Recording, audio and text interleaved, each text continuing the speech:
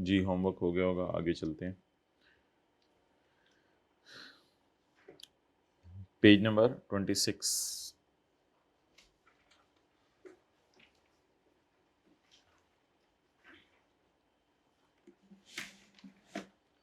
जी भाई, आपने lease income show करनी है। Separately disclosing income relating two variable lease payments that do not depend on an index.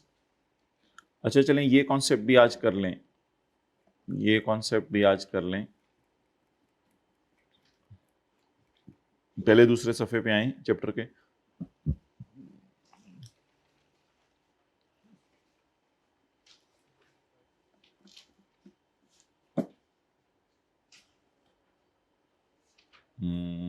ये पांचवा सफ़ा कौन सा है? पांचवा सफ़ा।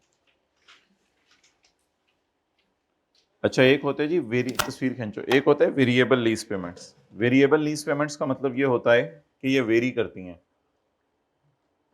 मिसाल के तौर पे एक इसकी बेहतरीन मिसाल है कि लेसी ने लेसर से कहा कि क्या यही रेंट होगा। उसने कहा नहीं नहीं नहीं नहीं, ये रेंट तो होगा। एक बात और याद रखना, रेंट के अलावा मैं तुमसे जितनी सेल होगी इस मशीन से, उस सेल की परसेंटेज लूंगा। यानी अगर मशीन ने रेवेन्यू कमाया 1 करोड़ तो उसका 1% दे देना, और अगर मशीन ने रेवेन्यू कमाया 2 करोड़ तो उसका 1% दे देना। इससे लेसर को एक अच्छी इनकम रिसीव हो जाती है। लेकिन ऐसी सूरत में लेसर उसको फाइनेंस या ऑपरेटिंग नहीं देखेगा, बस जो भी किराया आ रहा होगा उसको कहेगा कैश डेबिट इनकम क्रेडिट। और इसकी एक आसान सी मिसाल, on 1 January 2021 entity A entered into a lease of plant for 4 years. In addition to normal lease rental, entity A is also required to pay 10% of revenue generated from use of plant per year. तो जितना plant revenue generate करता है उसका कितने percent देना है हमने? 10% देना है, पेएबल इन एरियर्स। जब लीज शुरू हुई तो ये पहली दफा हमने ऐसा वर्ड पढ़ा, 10% ऑफ रेवेन्यू। ये असल में वेरिएबल लीज पेमेंट है। वेरी क्यों करेंगे ये? अच्छा, लोग ये समझते हैं वेरिएबल लीज पेमेंट्स का ये मतलब है कि रेंट पहले साल 100 रुपए, अगले साल 80 रुपए, अगले साल 70 रुपए। ये वेरिएबल नहीं है, ये फिक्स्ड है। पहले दिन ही फिक्स हो जाता है कि कितना कितना कराया है। वेरिएबल वो होता है जो पता ही ना चले कितना है। अब हमें क्या पता पहले साल मशीन से सेल कितनी होनी है, हमें क्या पता अगले साल मशीन से सेल कितनी होनी है। और अगर किसी साल मशीन बंद रहेगी तो लेसियर को कुछ भी नहीं जाएगा, बस लेसी कुछ भी नहीं देगा। From the use of plant at commencement date entity is expected to generate 80,000 per year. अब इसमें एक्सपेक्टेशन का कुछ नहीं करना। मेरा ख्याल है कि 80,000 रेवेन्यू आएगा हर साल, इससे क्या फर्क पड़ना है। मेरा एग्रीमेंट क्या है? पे 10% ऑफ रेवेन्यू जनरेटेड या to be generated.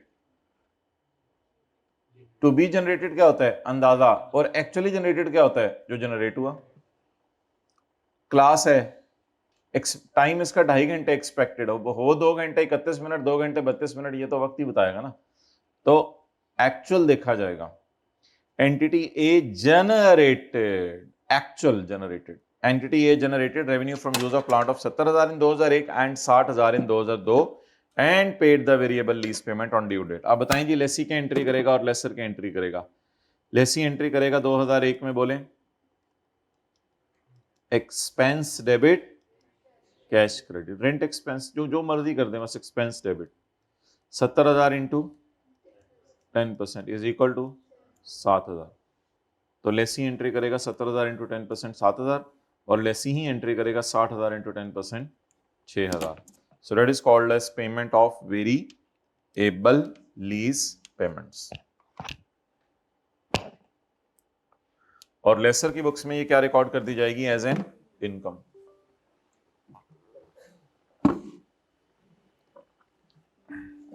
Okay,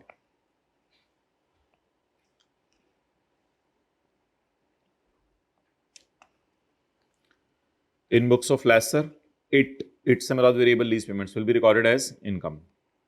Now let's have a summary of it. Variable lease payments दो किस्म की हैं। एक वो हैं जो हमारे सिलेबस में हैं, एक वो हैं जो हमारे सिलेबस में नहीं है। एक वेरिएबल लीज पेमेंट्स है if they do not depend on an index, if they do not depend on an index, जैसे कि एग्जाम्पल अबव, ऊपर वाली एग्जाम्पल। इंडेक्स होता है स्टॉक एक्सचेंज में, एक इंडेक्स रेट चल रहा होता है। They do not depend on an index, they do depend on revenue, they do not depend on an index। एक वेरिएबल लीज पेमेंट्स हैं जो कि इंडेक्स पे डिपेंड करती हैं, that is out of syllabus, that is out of syllabus. अब now what is this, we are not suppose to understand index क्या होता है और उसके ऊपर लीज पेमेंट्स क्यों डिपेंड करती हैं। अब कई दफा रेंटल लीज के शुरू में फिक्स हो जाते हैं, की परसेंट लगा के वैसे ही 100 रुपया कराया, लेकिन लेसी लेसर आपस में एग्री करते हैं कि अगर स्टॉक एक्सचेंज में इंडेक्स ऊपर नीचे हुआ तो तुम्हें रेंट ही ऊपर नीचे कर दूंगा, वो ओरिजिनल वाला 100 रुपया कराया एग्री हुआ है। उसको अजीब सा नाम है इट डिपेंड्स ऑन एन, उनको भी वेरिएबल कहते हैं क्योंकि वो भी चेंज होती रहती हैं। अच्छा, लेकिन आपने एमसीक्यू पॉइंट ऑफ व्यू से ये बात याद रखनी है, if variable lease payment do not depend on index but depend on revenue, then it is not a part of LP, it is not a part of LP। इसको हम क्या करेंगे, बारों बार जर्नल एंट्रीज में ले जाएंगे, इसको कभी भी वर्किंग 102 से रूट नहीं कराएंगे। बस सादा सा एक एग्रीमेंट है, rent expense debit cash credit.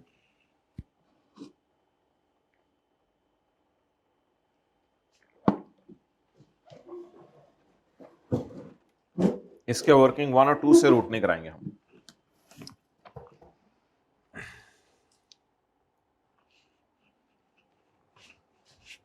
The portion of payments made by lessee to lessor for the right to use an underlying asset during the lease term that varies। एक तो फिक्स होगा ना रेंटल 1 मिलियन 1 मिलियन 1 मिलियन हर साल, एक होगा variable that varies because of change in facts or circumstances that arose after the commencement date। circumstances arose after the circumstances arose हुए commencement date के बाद। कमेंसमेंट डेट के बाद ही पता चलेगा ना सेल कितनी हुई है, तो उसी की परसेंटेज लगेगी, और कमेंसमेंट डेट के बाद ही पता चलेगा स्टॉक एक्सचेंज का इंडेक्स क्या है। इंडेक्स की वजह से वो जो मेन रेंट होता है ना 1 मिलियन 1 मिलियन 1 मिलियन, वो भी चेंज हो जाता है। Variable lease payments are of two types, one is a lease payment that is based on a percentage of and generated by leased asset, यानी कि जितना जनरेट करे रेवेन्यू लीज्ड एसेट उसकी परसेंटेज के ऊपर डिपेंड करेगा। इनको बुक किधर है, नहीं है अभी तक ली हुई आप। And a lease payment that is based on an index, that is out of syllabus. But नीचे बात तो मैंने लिख दी है, आप दोबारा लिख लें, it is not part of, बोले बोले बोले बोले, it is not part of LP, it is part of LP but not part of syllabus, it is part of LP। MCQ की हद तक बात याद रखें जी। कौन सी लीज पेमेंट को LP में डाला जाएगा, डेट डिपेंड ऑन इंडेक्स, हमें नहीं पता इंडेक्स क्या होता है। अच्छा, कौन सी लीज कौन सी मतलब कौन सी, हाँ ठीक है, कौन सी पेमेंट्स को लीज पेमेंट्स में नहीं डाला जाएगा, that depends on revenue. Okay, give it a final touch। If payment depend on an index, it is a part of, if payment do not depend on an, it is not a part of a lease payment। तो उल्टी बात है, not है, नहीं same बात होगी बल्कि, do not depend on an index, not a part of lease payment and is taken to P&L। अब वापस आ जाए लेसर के नोट की तरफ।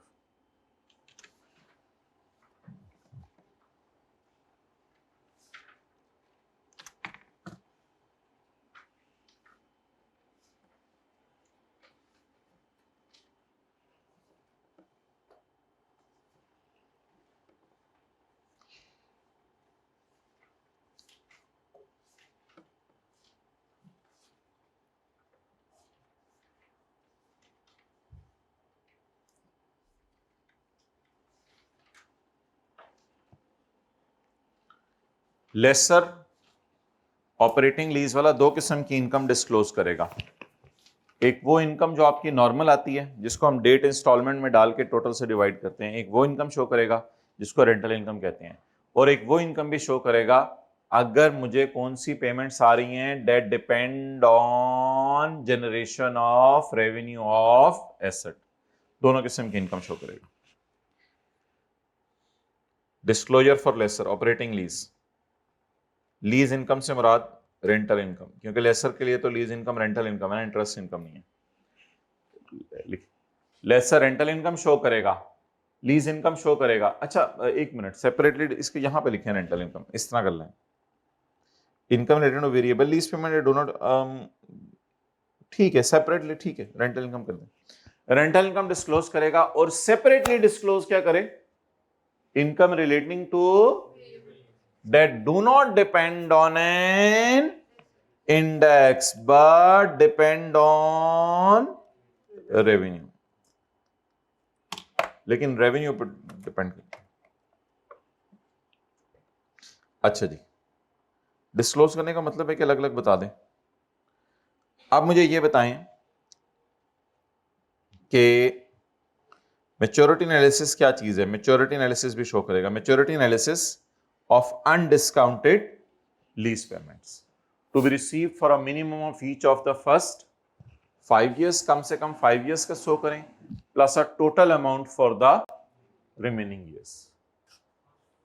5 सालों का अलग अलग शो कर दें, एक टोटल अमाउंट शो कर दें जिसको मोर देन 5 years कहते हैं। तो लेसर के दो डिस्क्लोजर हो गए। नंबर 1, एक तो लेसर ये बताएगा मेरी रेंटल इनकम कितनी है, और एक ये बताएगा मेरी वेरिएबल लीज पेमेंट, और फिर मैच्योरिटी एनालिसिस देगा। और अगर वो एसेट पीपी है तो फिर आईएस 16 वाले डिस्क्लोजर भी देगा, जिसको हम पीपी का नोट बनाते हैं। और डिस्क्लोजर आईएस 36 के देगा ऑब्वियसली, अगर पीपी इंपेयर हो गया। अगर इंटेंजिबल लीज पे दिया हुआ है तो फिर इंटेंजिबल के डिस्क्लोजर दे दे पीपी की बजाय। और अगर इन्वेस्टमेंट प्रॉपर्टी है, यानी लैंड एंड बिल्डिंग लीज पे दी हुई है, तो आईएस 40 वाले डिस्क्लोजर दे दे। और अगर बायोलॉजिकल एसेट अपने ऑपरेटिंग लीज पे दिए हैं, बायोलॉजिकल एसेट भी कई दफा लोग ऑपरेटिंग लीज पे देते हैं, तो थोड़े अरसे के लिए भैंस किराए पे दे दी, क्या करना है, दुल्हा दुल्हन को लेके जाए। अच्छा, तो ऐसी सूरत में ये जो इनकम आएगी ये भी आप इसके भी डिस्क्लोजर देंगे।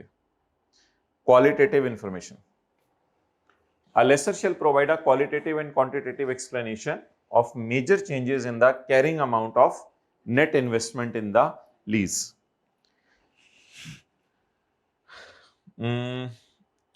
असल में ये नेट इन्वेस्टमेंट का लफ्ज़ वैसे खास किसके साथ है, फाइनेंस लीज के साथ है या ऑपरेटिंग लीज के साथ है? फाइनेंस लीज के साथ है। एफईआई के अपने जरा कॉपी पेस्ट किया था, शायद इधर डल गया है। ये क्वालिटेटिव इंफॉर्मेशन असल में दोनों के लिए, दोनों लीजेस के लिए है, इसलिए शायद जो है ना फाइनेंस और उसने डाल दिया ऑपरेटिंग में दोबारा, फाइनेंस और ऑपरेटिंग दोनों के लिए है। अच्छा, क्वालिटेटिव इंफॉर्मेशन में आपने दो चीजें शो करनी है, nature of lessors leasing activities. Example given,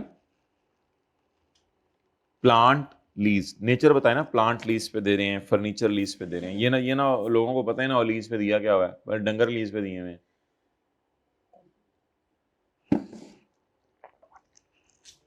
अच्छा, management of what, management of risk. कौन सा risk? Associated with any right, associated with any right that lessor retains in the underlying asset. What is the right I retain in the underlying asset? The underlying asset में मेरा right है right to receive money, right to receive money. Finance lease के case में क्या होगा वो, और operating lease में क्या होगा, रेंट रिसीव। बैड डेट कैसे मैनेज कर रहा हूं, असल ये बात है, पॉइंट बी से मुराद है बैड डेट कैसे मैनेज कर रहा हूं, बैड डेट मैनेजमेंट। मैनेज करने के लिए बैड डेट फिर आप सिक्योरिटी ले लें, उससे कुछ इस तरह कर लें,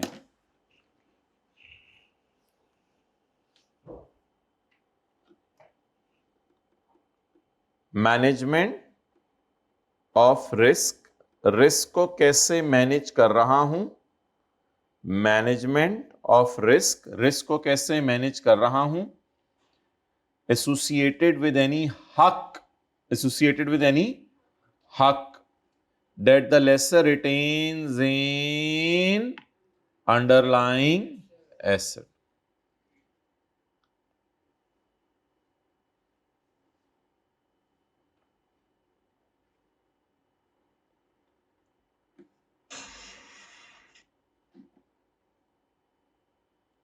Okay.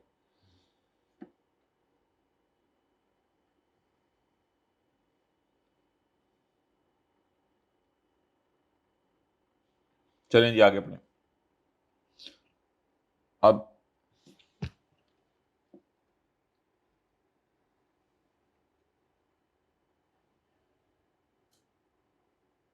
लेसी की तरफ आ जाएं। आज पेज नंबर 11।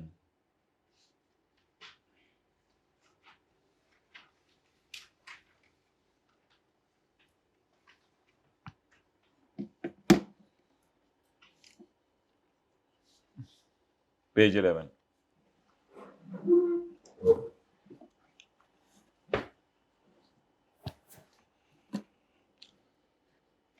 अगर लीज इममटेरियल है तो लेसी के पास चॉइस अवेलेबल है। फाइनेंस ऑपरेटिंग लीज में लेसर के पास चॉइस अवेलेबल नहीं है। अगर 5 टेस्ट फेल हो रहे हैं, 9 जवाब आ रहे हैं, तो वो ऑपरेटिंग लीज है। अगर 5 में से कोई एक टेस्ट भी पास हो रहा है तो वो फाइनेंस लीज है। अगर ऑपरेटिंग लीज है तो एसेट अपनी किताबों में रखो, अगर फाइनेंस लीज है तो एसेट को अपनी किताबों से बाहर निकाल दो। But there is no such option, there is no such option available in lessor, but there is an option available in lessee. Lessee की लीज अगर इममटेरियल है तो लेसी के पास ये राइट अवेलेबल है कि वो सिर्फ डेट और इंस्टॉलमेंट का कॉलम बनाए और आया कमाया की बजाय गया और खर्च हुआ की एंट्रीज कर ले, क्योंकि उसके लिए तो आया कमाया नहीं होगा, उसके लिए तो गया होगा यानी कैश क्रेडिट और खर्चा होगा रेंट एक्सपेंस डेबिट। तो लेसी के पास ये राइट अवेलेबल है। इसमें इममटेरियल लीज क्या है? 2 तरीके से लीज इममटेरियल हो सकती है। या तो लीज कम अरसे की हो, या हो तो ज्यादा अरसे की लेकिन एसेट बहुत कम कीमत का हो, या एसेट बहुत कम कीमत का हो। 2 तरीके से लीज इममटेरियल हो सकती है। तो मटीरियलिटी कॉन्सेप्ट यहां आया है और उसने कहा है अलेसी में इलेक्ट, मर्जी है नहीं करना तो डेट प्रिंसिपल इंस्टॉलमेंट का सारे कॉलम बनाए। अलेसी में elect not to applied the requirements to record and measure ROU and LL। मुझे बताएं लेसी के केस में हमेशा हम क्या रिकॉर्ड करते हैं? ROU और LL। तो क्या कह रहे हैं? अलेसी में elect not to apply the requirements to record and measure ROU and LL। अगर if lease is short term and ये इस माने में नहीं इस्तेमाल हुआ कि और ये शर्त पूरी हो। स्टूडेंट लेवल पे आप और लिख लें बेशक इधर, और मतलब एंड इस माने में नहीं इस्तेमाल हुआ। और लीजेस फॉर विच, मतलब वो बता रहा था कि शॉर्ट टर्म लीजेस में और लो वैल्यू एसेट में आप ऐसा कर सकते हो, वो इस माने में बता रहा था। अब हमारे जैसे सारी बातें जब पढ़ते हैं तो कहते हैं एंड का मतलब सर दोनों शर्तें पूरी होना जरूरी है, नहीं और है यहाँ पे। असल में इंग्लिश का फिक्रा उसने सही बनाया हुआ लेकिन हम कंफ्यूज हो सकते हैं, इसलिए मैंने और लिखवा दिया। शॉर्ट टर्म लीज के केस में या लीजेस for which the underlying asset वही होता है जिसकी बात हो रही है, इज ऑफ लो वैल्यू।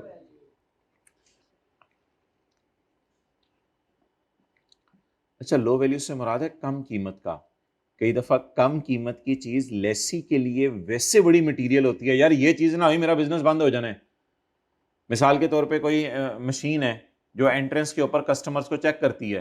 अब वो मशीन हो सकता है बड़ी लो वैल्यू हो और लेसी के लिए बहुत क्रिटिकल हो। लेसी के मेरा बिजनेस सारा डिपेंड ही इसके ऊपर करता है, चोर ये वो जो है वो बैंक है, और बैंक कहता है कि ये इतने लोग एंटर होते हैं तो मैंने तो ये डिटेक्टर लगाया हुआ है, इस डिटेक्टर से पता चलता है कि इसके पास असलहा है या नहीं। हो सकता है वो डिटेक्टर ₹1,00,000 का बाजार से मिल रहा हो या 50,000 का मिल रहा हो, इतना सस्ता हो।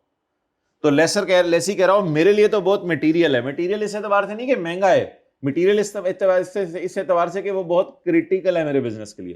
कहते हैं मुझे इससे फर्क नहीं पड़ता कि तेरे बिजनेस के लिए क्रिटिकल है या नहीं, अगर वो लो वैल्यू है तो मैं तुझे इजाजत दे रहा हूं कि date, installment, principal, interest, balance का कॉलम ना बना और कितने कॉलम बना ले? 2, डेट और कहते हैं जाम मदे कर, कहते हैं मैं तुझे ये इजाजत दे रहा हूं। चलें जी, सवाल करना शुरू करें। ये थ्योरेटिकल डिस्कशन है, ये बड़ी मजे की है, ये हमने पढ़नी है आज ही। सवाल करना शुरू करें, लेकिन सवाल करने से पहले पेज 13 पे आ जाएं।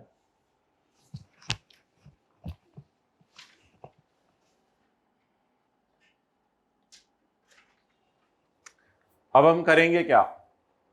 Different terminologies for lessee and lessor. वो P&L में क्या लेके जाता था लेसर? Rental income. किस बेस पे? स्ट्रेट लाइन बेस पे। और लेसी क्या लेके जाएगा? इसको कहते हैं सिंपल अप्रोच, इसको ऑपरेटिंग लीज नहीं कहते, इसको कहते हैं सिंपल अप्रोच के लिए ऑप्ट किया जाता है, मैंडेटरी नहीं है। बैलेंस शीट में ये क्या लेके जाता था? अर्नड रेंटल और PPE। ये क्या लेके जाएगा? रेंट रिसीवेबल की जगह रेंट, अर्नड रेंटल की जगह एसेट। तो इसका होगा नहीं, ना ROU इसके ना PPE इसके, क्योंकि उसने तो एसेट खरीद के किराए पे दिया था, इसने तो ये तो सिर्फ किराया दे रहा है। वो सादा सी बात ना, अगर लीज शॉर्ट टर्म है, यानी शॉर्ट टर्म लीज वो होती है, शॉर्ट टर्म लीज हो या लो value asset, short term lease होती है जो 1 साल से कम है। अब मिसाल के तौर पे किसी ने गाड़ी लिया 2 दिन के लिए किराए पे कि उसकी शादी है, तो अब वो लेसी है।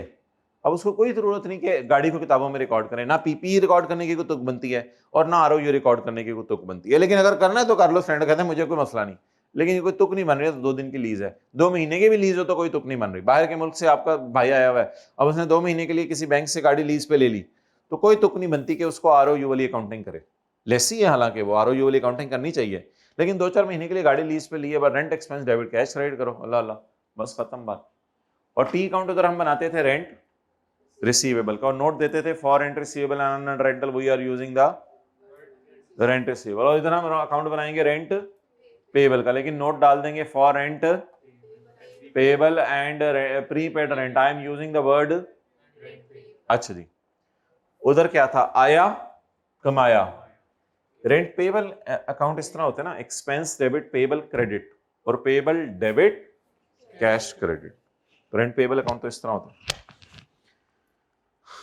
असल में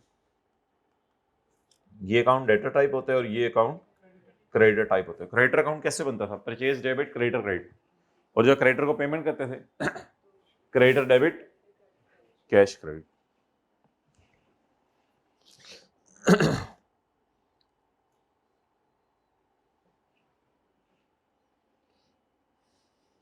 लेक्चर नोट्स कौन नोट कर रहा है? कोई कर रहा है? कौन कर रहा है? चलो कर लें, 2-3 लोग कर। अच्छा, बस कोई नहीं, इन द एंड ये पूरा सफाई हो जाएगा हमारा। वैसे फिलहाल लिखें आप बस एग्जाम्पल 8 पेज 16 पे।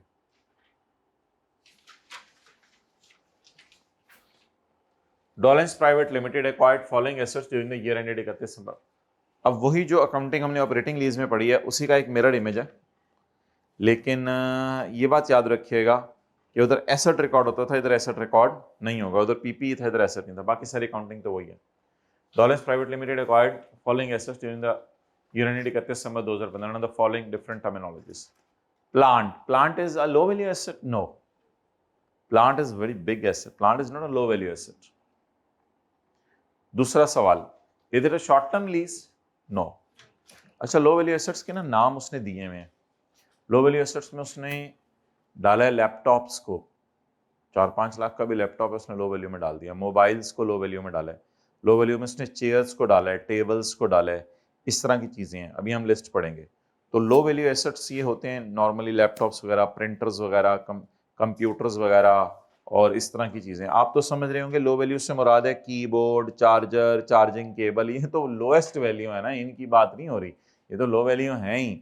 लो वैल्यू में उसने लैपटॉप्स को भी डाल दिया है, कंप्यूटर्स को भी डाल दिया है, चेयर्स को भी डाल दिया है, टेबल्स को भी डाल दिया है। कहते हैं ये कोई चीजें ही नहीं है। और बड़े बड़े एसेट होते हैं, गाड़ियां होती हैं लोगों के पास, प्लांट होते हैं, मशीनरी होती हैं, ये नहीं है लो वैल्यू। तो हमारे सवाल में हमने प्लांट को रखा है माय डियर लो वैल्यू नहीं। अच्छा, हाई वैल्यू कोई लफ्ज नहीं है। पेपर में अगर लिखना होगा हम लिख के आया करेंगे it is not a low value. अपनी तरफ से लफ्ज बना लिया, एक शॉर्ट टर्म लीज और long term lease. Long term lease कोई लफ्ज नहीं है, दो लफ्ज हैं, एक लफ्ज है शॉर्ट टर्म लीज, एक लफ्ज है लो वैल्यू एसेट। और अगर शॉर्ट टर्म लीज नहीं है तो it is not a short term lease और लॉन्ग, और अगर लो वैल्यू एसेट नहीं है तो इट इज नॉट अ। तो बोले plant is a low value asset या not a low value asset? Not a low value asset. और 3 साल के लिए लीज पे लिया है, नॉट अ। भाई अब हम चॉइस नहीं ऑप्ट कर सकते, क्योंकि ना हमारा एसेट इमटेरियल है ही नहीं, ना लो वैल्यू है, ना शॉर्ट टर्म। तो 90,000 annually in arrears and implicit rate is 10%। तो ये मैं आपको सॉल्व नहीं करा रहा, ऐसे ही लेक्चर 1 जाकर रिवाइज कर लीजिएगा। 90,000 का क्या किया था?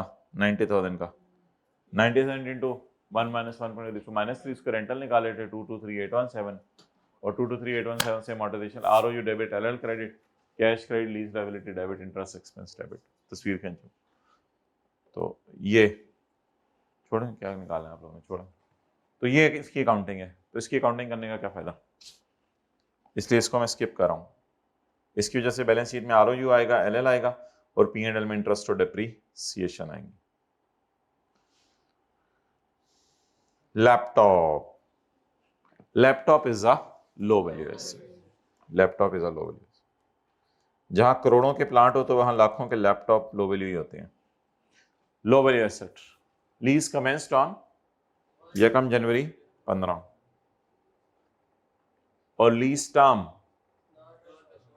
नॉट अ शॉर्ट टर्म है, तो बस लिखने की कोई जरूरत नहीं है। जब लो वैल्यू एसेट डिसाइड हो गया तो लीज अपनी जात में क्या बन गई है? इमटेरियल। नहीं नहीं, शॉर्ट टर्म नहीं बनी प्लीज। अगर एसेट लो वैल्यू है या लीज, ये दोनों शराइत पूरी होना जरूरी नहीं है, दोनों में से कोई एक। अगर एसेट लो वैल्यू है या लीज, तो ऐसी सूरत में आप के पास सिंपल अप्रोच यूज करने की चॉइस है। उसमें करेंगे क्या? 2 कॉलम बना लीजिएगा, डेट और इंस्टॉलमेंट।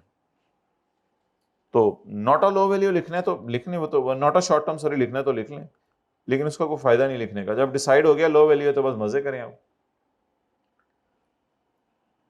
लैपटॉप की अकाउंटिंग करते हैं, जनरेटर को बाद में देखेंगे। He has opted for recognition exemptions. आपको रिकॉर्ड करने की छूट अवेलेबल है। किस चीज की एग्जेम्पशन है? आप एग्जेम्प्ट हैं, आपको exempt, he has opted for exemption, उसने एग्जेम्पशन के लिए ऑप्ट किया है।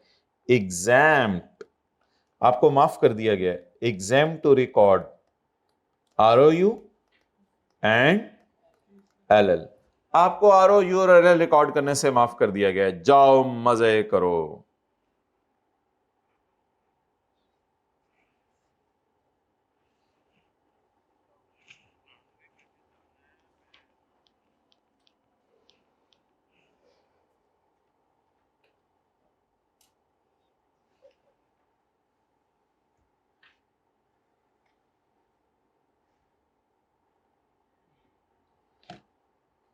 ओके, चलें जी आगे।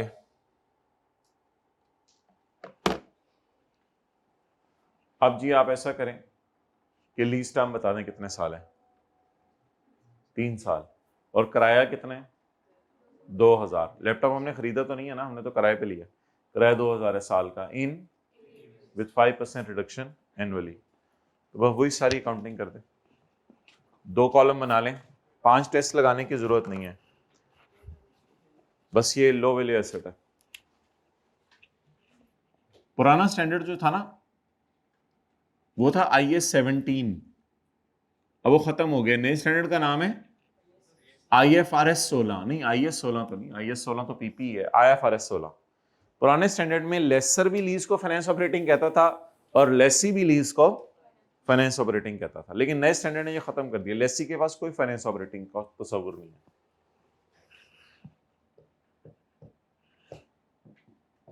अच्छा, अगर सवाल में ये लाइन ना लिखी होती कि he has opted for recognition exemptions, उसने आरओयू रिकॉर्ड करना एग्जेम्प्ट करना नहीं सोचा, तो फिर तो नॉर्मल अकाउंटिंग करते डेट में, फिर तो इंटरेस्ट रेट पे तो वो भी देखते, डिस्काउंट रेट भी सवाल में ढूंढते और सारी डिस्काउंटिंग करते प्रॉपर, फिर तो वही 6 कॉलम बनते, वो जो 5 कॉलम बनते होते। तो उसने रिकॉर्ड करना पसंद किया या रिकॉर्ड करना एग्जेम्प्ट कर दिया? अब जो आरओयूएलएल को रिकॉर्ड नहीं करेगा, अगर वो लाइन नहीं लिखेगा तो फिर आपके पास दोनों चॉइसेस अवेलेबल है। फिर आपको न्यूमेरिकल में तो मेरे ख्याल से मशवरा में दूंगा सिंपल अप्रोच ऑप्ट कीजिएगा ताकि टाइम आपका सेव हो। अज्यूम कर लीजिएगा कि उसने सिंपल अप्रोच अडॉप्ट किया है। ऐसा कभी आई कि अपने पास पेपर में टेस्ट नहीं किया, पता नहीं क्या हो गया, तकरीबन कितने साल हो गए, कई साल हो गए, आज तक कभी लो वैल्यू एसेट और शॉर्ट टर्म लीज का सवाल ही नहीं डाला उसने। डालना चाहिए सवाल आज तक डाल ही नहीं रहा अभी तक वो। अच्छा, इसमें भी वही है कल वाली बात, अब पहली लाइन आपने खाली नहीं छोड़नी। पहली लाइन तो आप खाली छोड़ते हैं ना जब पीवी या एनआई हो, तो पीवी एनआई है ही नहीं। अब रेंटल बता दें किसमें है, एरियर में। 31 दिसंबर 2015 रेंट 2000, 31 दिसंबर 2000 इंटू 95% कितना, 1900 इंटू 95% 1805,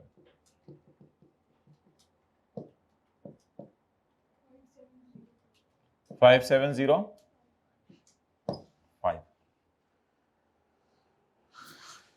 अब क्या लिखें आगे, रेंट एक्सपेंस, रेंटल इनकम नहीं, रेंट एक्सपेंस आगे पर एनम जी, कितने पीरियड्स, 3, 1902।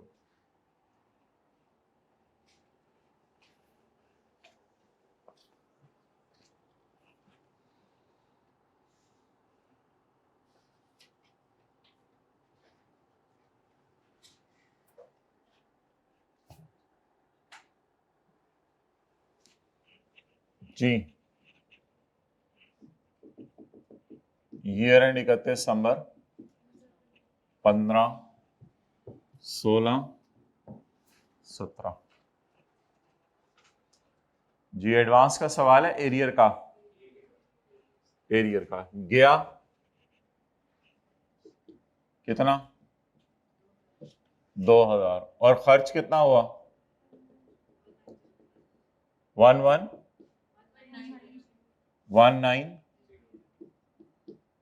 और इधर क्या लफ्ज आ जाएगा, रेंट पेएबल, और इधर भी क्या आ जाएगा, रेंट पेएबल। आसान तरीका देखें, rent expense debit, rent payable credit, payable को पे करें, पेएबल डेबिट कैश क्रेडिट। चलें जी, 6 एंट्रीज कर दें 3 सालों की।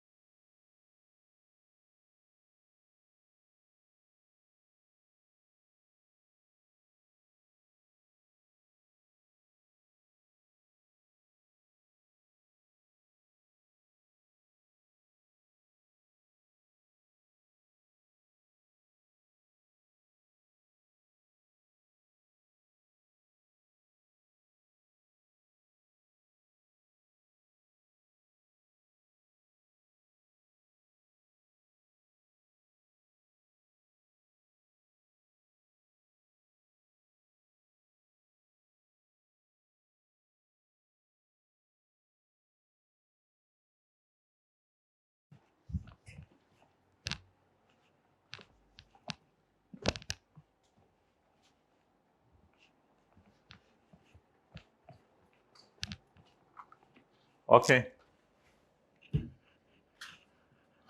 रेंट एक्सपेंस डेबिट और रेंट पेएबल क्रेडिट, और rent payable debit, cash credit 2000।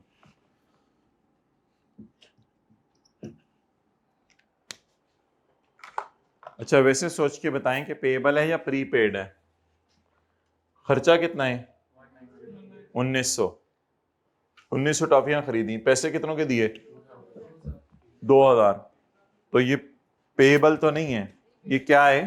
Prepaid है। बहरहाल एहतियातन लाइन हर जगह ही डालनी होती है, डालें। For rent payable and rent prepaid,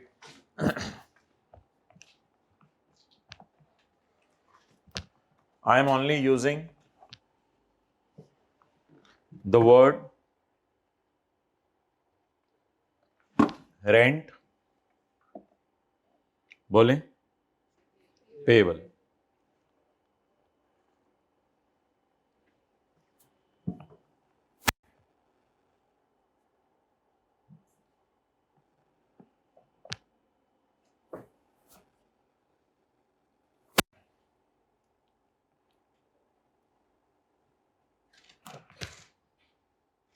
ठीक है, असर में तो मिलूंगा मेरे से। ओके,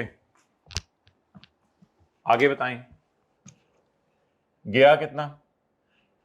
अभी एंट्रीज की डेट तो वही है ना, 31/12/15, और इधर 31/12/16। कितने पैसे गए?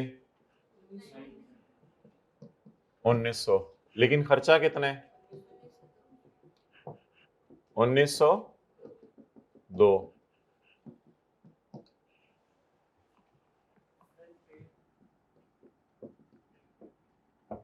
रेंट पेएबल और रेंट पेएबल 1900, 1902 जी। 2017, 31/12/17 गया,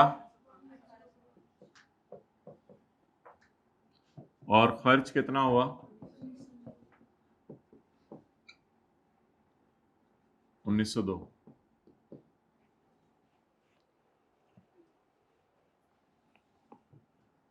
rent expense debit, rent payable credit.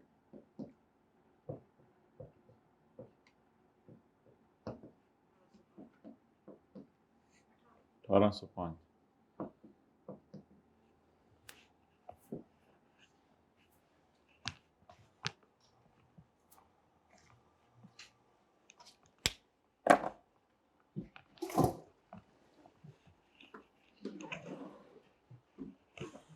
Okay,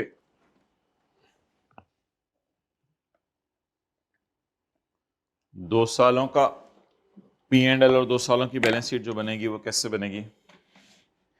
इसमें ऐसा कोई नोट नहीं होता, बस रेंट एक्सपेंस P&L में चला गया वही नोट होता है।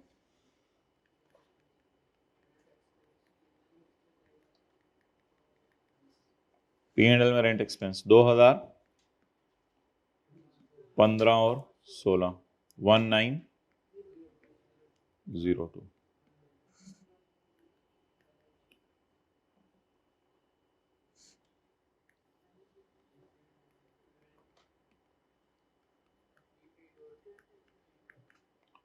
Rent payable, rent payable account में बताएं रेंट एक्सपेंस किधर आएगा? रेंट एक्सपेंस इधर, और cash rent expense debit payable credit, payable debit cash credit, और कैरी डाउन की जगह छोड़ दी।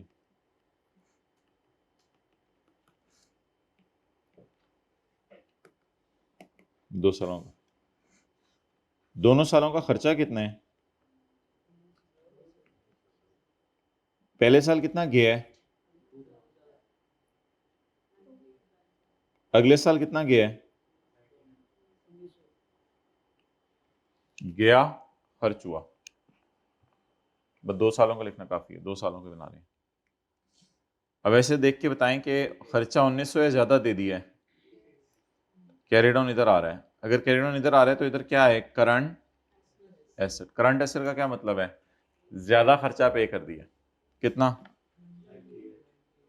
90 ब्रॉट डाउन और कैरी डाउन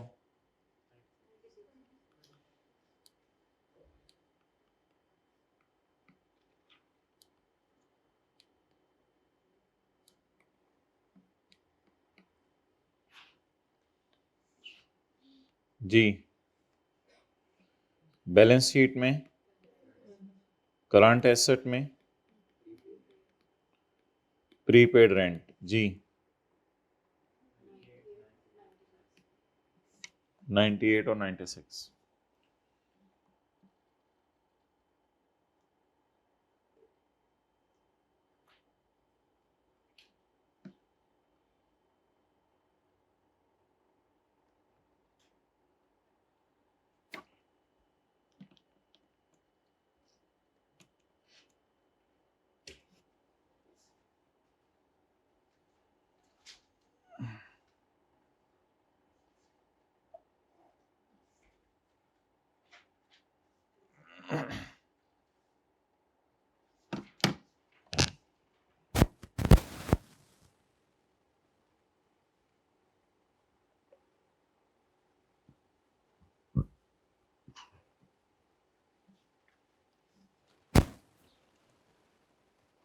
ओके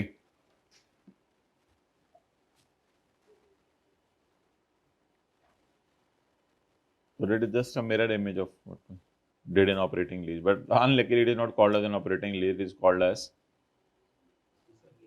simplified या रिकॉग्निशन एग्जेम्पशन, रिकॉर्ड करने की छूट। सो बोलें when lessee leases a low value asset or lease is a short term lease, he has a choice to use simple approach। ये वही है जो पहले सफे पे लाइन लिखी हुई थी भाई, ये देखो ये वही लाइन में लिखवा रहा हूं। A lessee may elect not to apply the requirement to record ROU and LL। ऊपर हेडिंग पढ़ो, रिकॉग्निशन एग्जेम्पशंस या simplified approach.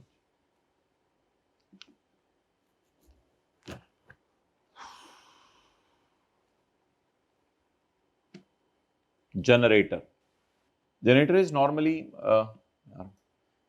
normally considered as not a low value asset। It is not a low value asset unless के सवाल कहते हैं छोटा मोटा generator है, so it is not a low value asset, but the lease is not a low value asset।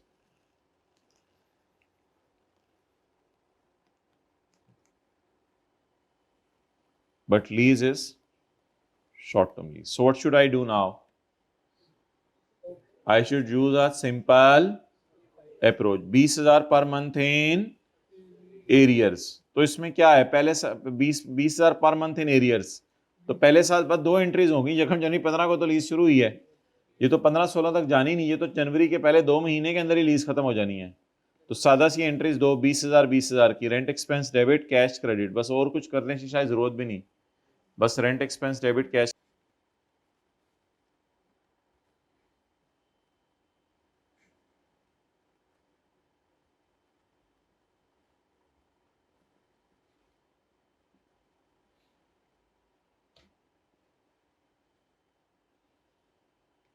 जी कौन सा page है,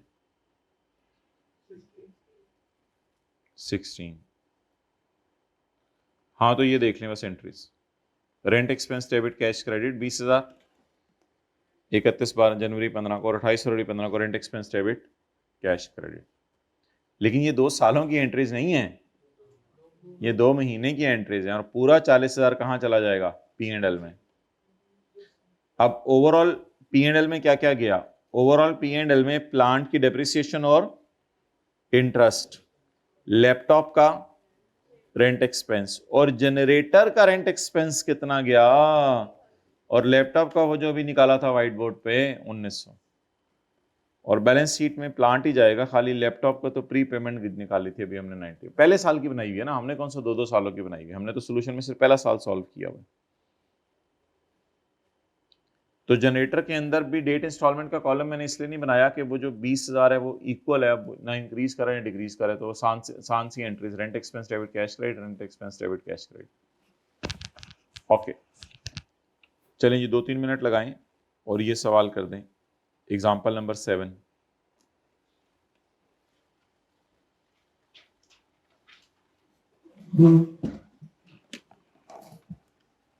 सॉल्यूशन की तरफ ना देखें और आप लोग व्हाइट बोर्ड पे ही देखें बस।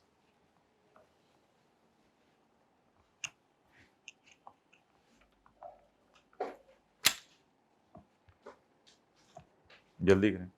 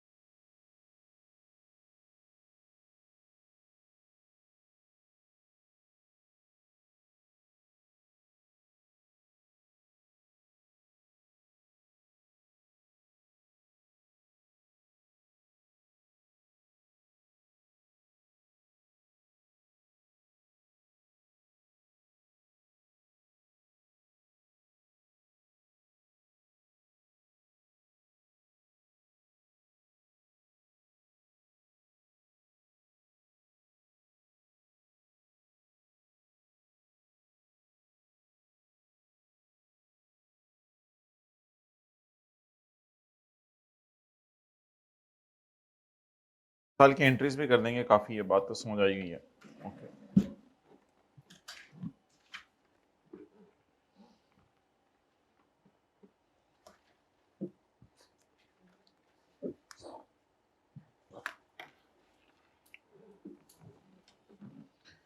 Entity A leases office equipment for 5 years. The total value of the equipment when new is 5,000. जब नया खरीदें तो 9,000 का था, 5,000 का था, बहुत ही सस्ता है, फिर तो लो वैल्यू है. Entity A elects to apply the low value asset exemption. इस बात का मतलब होता है entity elects to apply the low value asset exemption.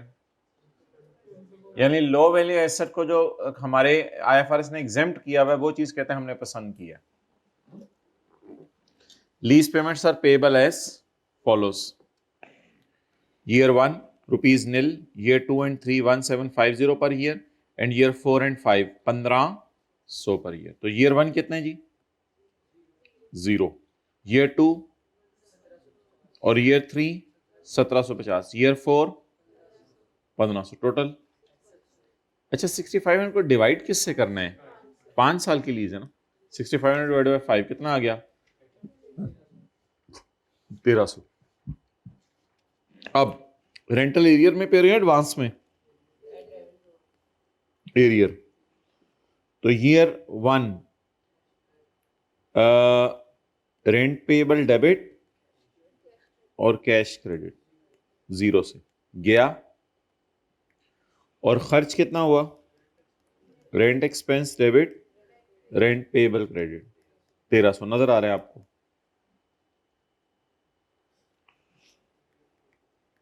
Year 2 के एंड पे rent payable debit, cash credit 1750 और रेंट एक्सपेंस डेबिट और रेंट पेएबल क्रेडिट.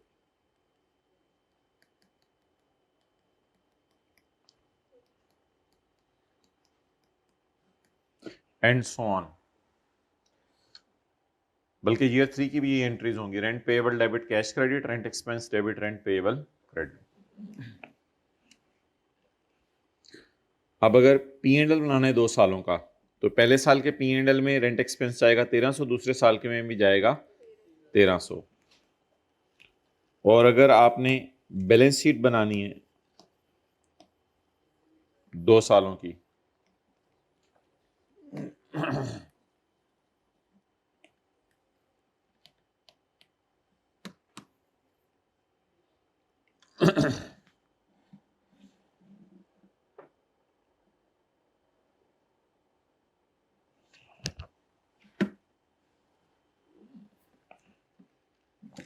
और अगर आपने बैलेंस शीट बनानी है 2 सालों की,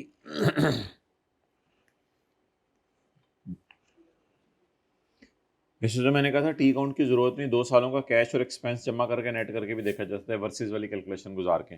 ये देखें ना, आपसे अगर डायरेक्ट मैं पूछूं कि प्री पेड है या पेएबल है, तो कैलकुलेटर पकड़े बगैर जबानी पे हुए 1750 2 सालों में और खर्चे में गया है 2600. तो इसका मतलब है अभी पे पूरा नहीं हुआ.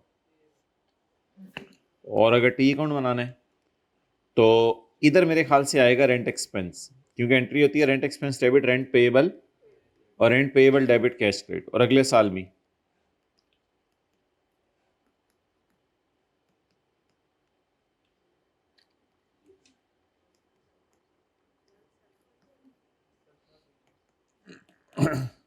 अगले साल 1750. जी भाई, कैरी डाउन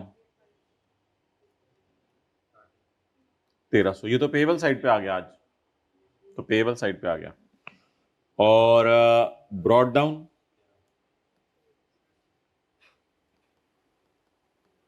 1300, रेंट एक्सपेंस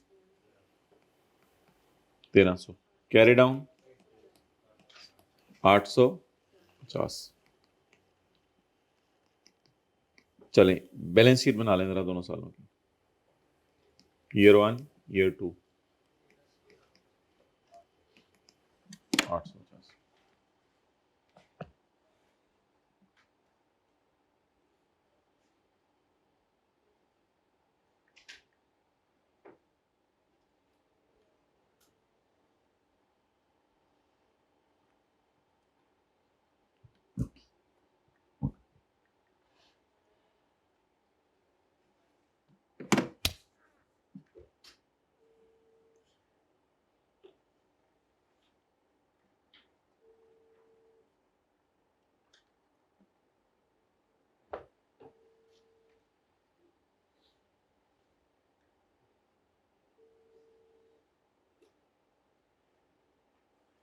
अस्सलाम वालेकुम, आइएगा जरा।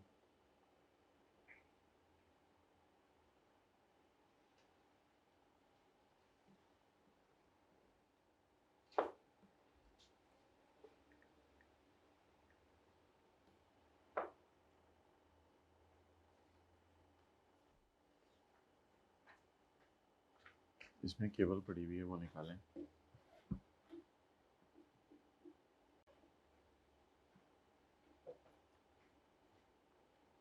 नहीं, एक और है। नहीं, एक और है।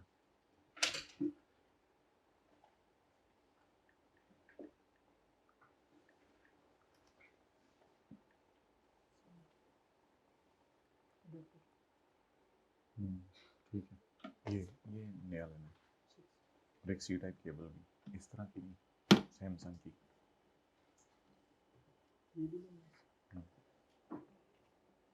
न्यू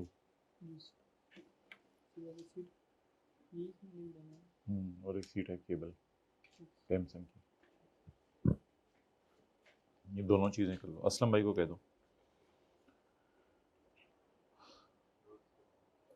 नोट उसने मांगा हुआ है, नोट इसका कुछ होता नहीं, देखें P&L ही बन जाता है नोट में।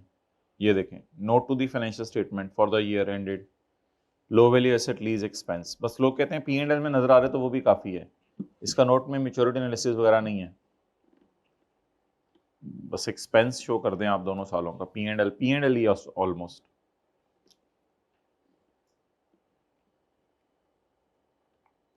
बस P&L में P&L ही है, रेंट एक्सपेंस शो कर देते हैं।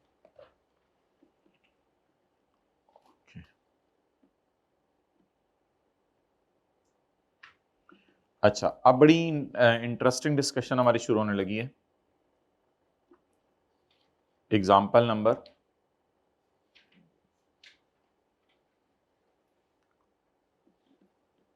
11, एग्जाम्पल नंबर 10,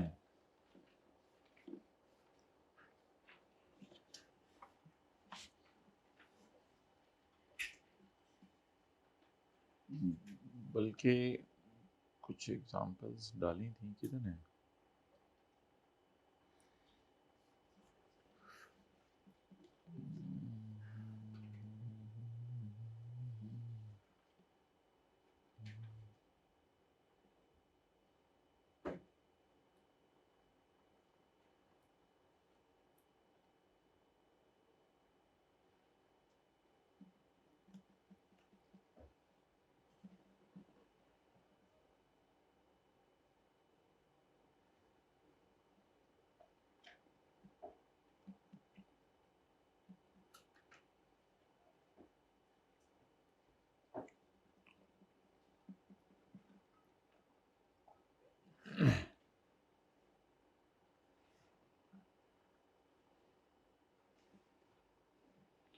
ये ना एग्जाम्पल्स आज के नोट्स में डाल देंगे इंशाल्लाह।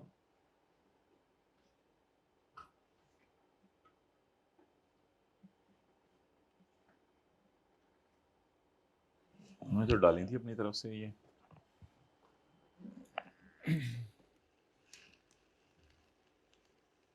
अच्छा, आप लोगों ने अब कुछ नहीं करना, बस ये सॉल्यूशन के साथ हम डाल देंगे। आप ये देख के बताएं ये लेसी के एंगल से कौन सी लीज है और लेसर के एंगल से। लेसर के एंगल से तो फाइनेंस से ऑपरेटिंग होनी है, और लेसी के एंगल से या तो शॉर्ट टर्म लीज होगा या, और अगर दोनों ना हुआ तो फिर सिंपल अप्रोच लगाने की इजाजत, फिर वही वाली अकाउंटिंग ROU और LL वाली। असल में इन अकाउंटिंग्स का नाम कोई नहीं है। जो लेसी ROU और LL वाली अकाउंटिंग करते हैं ना, इसका नाम कोई नहीं है फाइनेंस ऑपरेटिंग। लेसर में नाम है फाइनेंस ऑपरेटिंग। वैसे इसका एक नाम है, लेकिन वो किताबों में लिखा हुआ है, वैसे हमारे सिलेबस में नहीं है। ऑन बैलेंस शीट लीज, क्योंकि ROU और LL का मतलब होता है on balance sheet. Balance sheet को लीज के मुंह पे ले आना, ROU LL। और अगर डेट और इंस्टॉलमेंट रखे फिर तो डायरेक्ट P&L में जाना है। हल्का फुल्का पेबल शेबल वो तो ऑन बैलेंस शीट नहीं समझा जाता। तो वो जो हम अकाउंटिंग लेक्चर 1 में लेसी की पढ़ी थी उसको कहते हैं ऑन बैलेंस शीट लीज, और आज जो हमने पढ़ी है that is off balance sheet lease, यानी बैलेंस शीट से फेंक दिया हमने एसेट को। लेकिन ये अल्फाज IKF की किताब में इस्तेमाल नहीं हुए। अच्छा, आप पहले आप लेसी के एंगल से देखें, लेसर के एंगल से देखें, ये लीज क्या है। भाई ये तो ROULL वाली लीज है, ये सिंपल अप्रोच नहीं लग सकती। क्यों? क्योंकि एसेट लो वैल्यू नहीं है और लीज भी शॉर्ट टर्म। बस लेसी ने तो दो चीजें देखनी होती हैं, इनको दो सवाल ना कहीं मतलब दो अलग अलग चीजें देखनी होती हैं। लेसर कितने सवाल पूछेगा? 5। पहला सवाल, क्या तीसरे साल के एंड पे मुफ्त में मिल जाने एसेट? क्या तीसरे साल के एंड पे परचेज ऑप्शन है? तीसरा सवाल, नहीं। एलटी डिवाइड बाय लीफ नहीं आ रहा। चौथा सवाल, पीवी ऑफ एलपी। भाई पीवी ऑफ एलपी लेने की जरूरत नहीं है, एलपी 12 लाख है, मान जाए ना, कैलकुलेटर ना पकड़े ना, एलपी 12 लाख, कैलकुलेटर ना पकड़े ना, एलपी क्या है? 12 लाख। 12 लाख को 30 लाख पे डिवाइड करेंगे तो जवाब 90% से बहुत। जब एलपी का जवाब कम आ रहा है तो पीवी का जवाब, और एसेट स्पेशल नेचर का ऑपरेटिंग लीज। अच्छा, ऐसा कोई तस्वर नहीं है कि ये लीज लेसर इसको कह रहा है तो लेसी ये कहेगा? नहीं नहीं, ऐसा कोई तस्वर नहीं है। लेसी बिल्कुल इंडिपेंडेंटली सोचेगा और लेसर बिल्कुल इंडी। और इस लीज में पास पेपर का भी एक सवाल है, दोनों डेप्रिशिएट कर रहे होंगे, लेकिन लेसी ROU को डेप्रिशिएट कर रहा होगा और लेसर डेप्रिशिएट कर रहा होगा 3 मिलियन को, पीपी को, और लेसी 4 लाख यानी 12 लाख की जो पीवी होगी उसको डेप्रिशिएट करा होगा, वो तो ROU को डेप्रिशिएट करा होगा। ये बातें करने की जरूरत नहीं है क्योंकि ये तो आपको पता ही है, ये जब सवाल खुलते याद आ जाती है बात। एग्जाम्पल 2 जरा आप आंखें बंद करें, मैं इसको सोल्यूशन में डालूं। ये आज के नोट्स में होंगी, अब आपने क्या नोट करे हो छोड़ो परे, बस लगाओ कॉन्सेप्ट लगाओ। चलें खोल लें आंखें।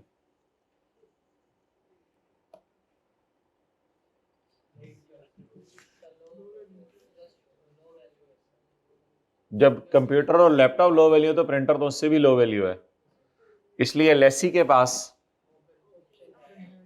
ऑप्शन है कि वो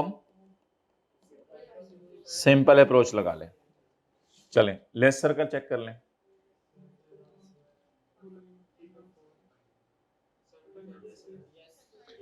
भाई एक ही देख लेना, 3 डिवाइड बाई 4 ही 75% आ गया है, तो इसलिए लीज क्या है? Finance lease. मतलब ये इन एग्जांपल्स कराने का मकसद ये है कि दोनों के दोनों लोग लीज को हमेशा कैसे देखेंगे? इंडिपेंडेंटली। ये नहीं कि लेसी इस एंगल से देख रहे तो लेसर भी उसी एंगल से देख रहा होगा। अब भी आंखें बंद कर लें। सात वाले को देखने लग गया। हाँ जी बताएं।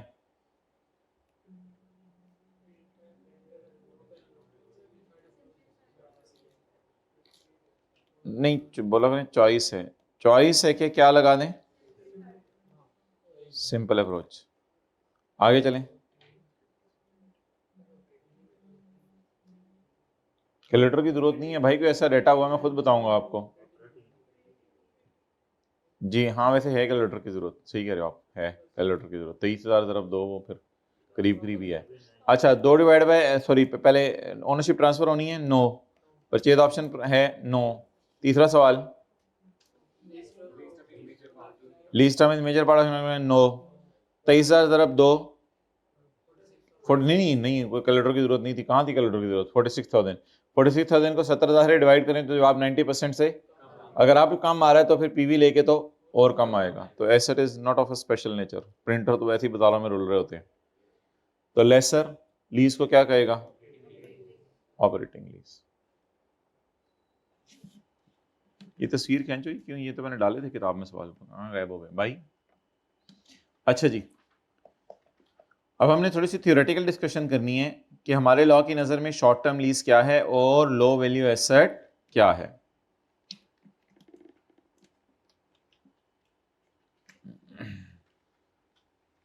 बनाओ दूसरा पार्ट।